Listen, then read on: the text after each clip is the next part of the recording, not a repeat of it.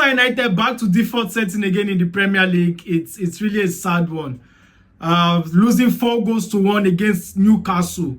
One thing I've learned in the Premier League this season is there's absolutely nothing like Big Six anymore again. More would see through talk. There is nothing like Big Six again. Sure, the Big Six normally consist of Chelsea, Man U, Arsenal, Liverpool, Man City, and Tottenham, right? But now there's absolutely nothing like that. See, the Big Six has been broken. The Big Six has been shattered. Where Tottenham there for table now? Where Manchester United there for table now? So right now the Big Six has been broken. The competition in England is so fierce. It's so tough right now. To even break into the Champions League spots is so hard. See how struggling Manchester United has been this season. It's a sad one because this Manchester United squad consists of very good talented players. But I think the recruitment over the years has been so bad, honestly. I feel pity for the coach because coming into a team that is full of disaster, you know, sacking their coach during the course of the season and bringing Amorim into the squad, hoping he could change things around. But see, one thing about coaching is sometimes if you don't have time to implement your ideas, it's very difficult for you to, like, you know, start picking up points, start winning games. Because Manchester United is a big team. You will always have pressure. You will always be on the spotlight. I feel pity for Amorim because coming from Portugal, when it comes to potential, you are one of the best talented coaches in the world. You won the league back-to-back at Portugal. You defeated Pep Guardiola back-to-back, you know, in the Champions League, even in the league. So, you see, Amorim to me is not a bad coach. I just feel the players are not stepping up. Injuries have been one of the issues for Manchester United this season. Even the spotlights in Manchester United this season, which is Ahmad, went on an injury at the very wrong time. So you could see how effective it has actually been to the Manchester United squad. It's so bad. It's so sad for Amorim. I feel so much for him. Losing 4-1 to Newcastle, defeated Oman away by Newcastle, defeated Oman away by Nottingham Forest as well this season. So this season is a season to forget for Manchester United fans.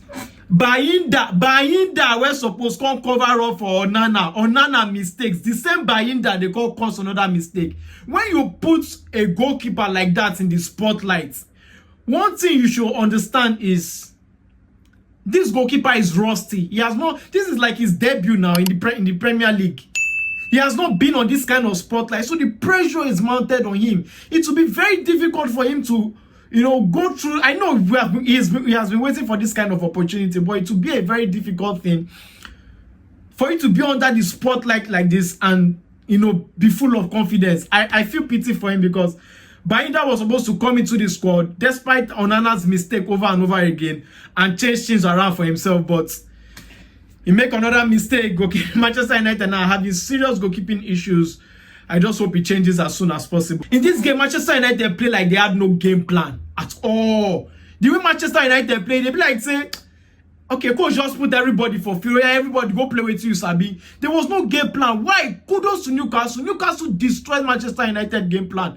The midfield core of Newcastle, the likes of Tonali, the likes of Guimaraes, which is one of their best players in Newcastle this season, the likes of Jolinton. In the terms of energy, these guys are there. They will mark you out of the game. They will spoil your game plan in the midfield. Once they take that midfield away from any team, trust me, Newcastle will dominate that match. And that is exactly what happened today. Remember the final they played against Liverpool?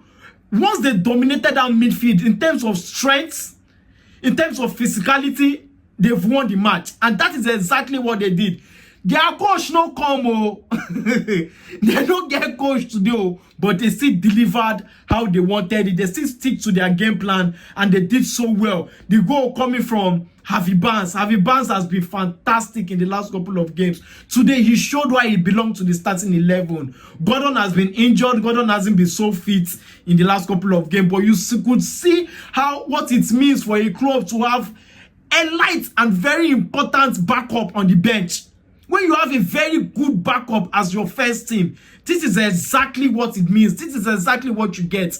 Because once your first team player is probably injured or out of the game, The backup comes in and does exactly what he's supposed to do. Sometimes they take the bull by the horn, and that is exactly what Newcastle used in dominating today's game. So Newcastle dominated in all departments. From the defense, they were better. In the midfield, they were better. In attack, they were better. So Manchester United today was so poor. Trust me, they had absolutely nothing to offer going forward today. Once they took the likes of Bruno Fernandes out of the game, we all know that Bruno Fernandes is the glue holding Manchester United, and once he's taken out of the game, nothing they come aside for that squad, nothing they come aside for that Manchester United, and that is exactly what happened today.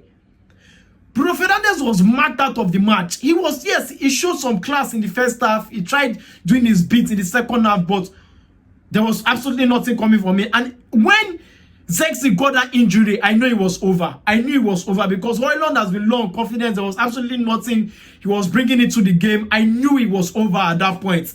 So Newcastle were better in all departments, and it showed in the result. 4-1 at home against Manchester United. Manchester United, not Ipswich. You know, Manchester United right now, they need a very good striker going forward. They need a very good striker. They need to clear out some deadwood players. The likes of Eriksen needs to go. Most players that are there are really deadwood players. They don't belong to Manchester United. I could name like 7 to 8 players Manchester United need to let go, including Onana. Onana needs to go as well, because the team cannot be trying their best in trying to get results, and the goalkeeper is costing them errors over and over again. So some players does not belong to that squad, and I think they have to go. And that is exactly what's going to happen. So going forward into the Europa League tie against Lyon at this point is a must win, because there's absolutely nothing Manchester United could do to qualify for the Champions League except winning the Europa League. Winning the Europa League at this point now for Man U is a must. It is compulsory. It is mandatory. They must win the Europa League. So now they have to turn things over again at Old Trafford on Thursday against Lyon. They need to win the Europa League. The only positive I could see from today for Manchester United is Luke Shaw coming back from injury. You know, he has been on the injury list for so long. After the Euros, he has been injured, back-to-back injuries. At this point, coming back from injury is the positive thing that I could actually pick out from today's game. Newcastle against Manchester United. Please share your thoughts in the comment. What do you think about Newcastle's victory? What do you think about the new Manchester United team right now and the importance of winning the Europa League? Please share your thoughts in the comment. Hit the like button. Share this video until I come away again next time. I met your boy Mike Way. Stay cool. Cheers.